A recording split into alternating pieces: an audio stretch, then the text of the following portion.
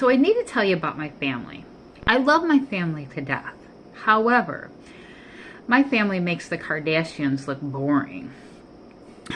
Seriously, like, there's more drama in my family than a soap opera has on steroids.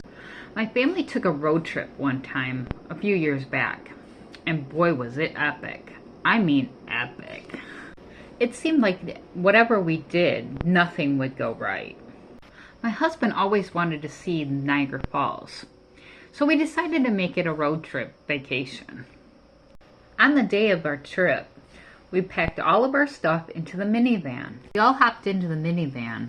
Well, at least I thought we all hopped in. I decided to do one last count of heads, just to make sure that we were all there. I unfortunately counted just 3 of us. Where's Melanie? We all started looking frantically for her. In the living room, underneath the bed, you name it, we were looking everywhere. When suddenly Brad just walked by the bathroom door and it flung open.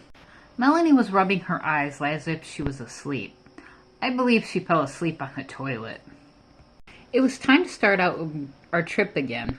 We had enough snacks, we had enough games to play, we had our trusty GPS that my kids named Gertrude.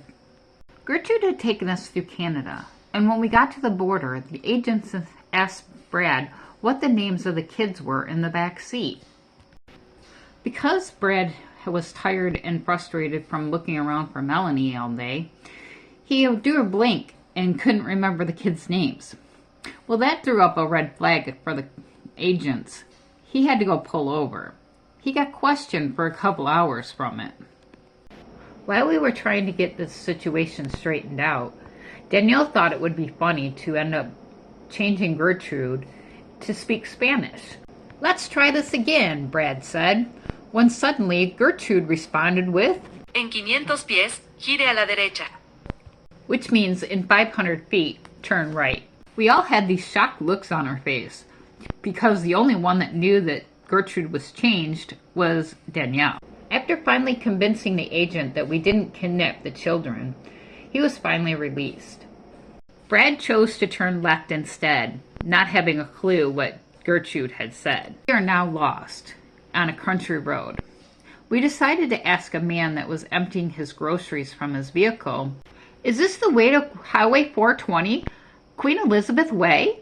"Why, yes it is," he replied. As we started to drive away, we could barely hear him say, "But you're going the wrong way." Within minutes, the road became filled with potholes. The trees increased, and Gertrude started to lose her signal. Danielle and Melanie were looking out the window when Danielle asked, "Daddy, is this the jungle?" Brad replied, "No, dear. We're just taking a slight detour." Just then, we heard a huge thump coming from the trunk. Brad and I exchanged glances. Brad decided to pull over to the side of the road. A sneaky cat from down the block was inside the trunk. "Daddy, it looks like we have a stowaway," Melanie said. With a puzzled look on his face, Brad could only shake his head. We finally got it all straightened out, and we pulled into the hotel parking lot. We all busted out in a cheer that we finally made it. Everything else seemed to go as planned until our ride home. A car tried to sidestripe Brad.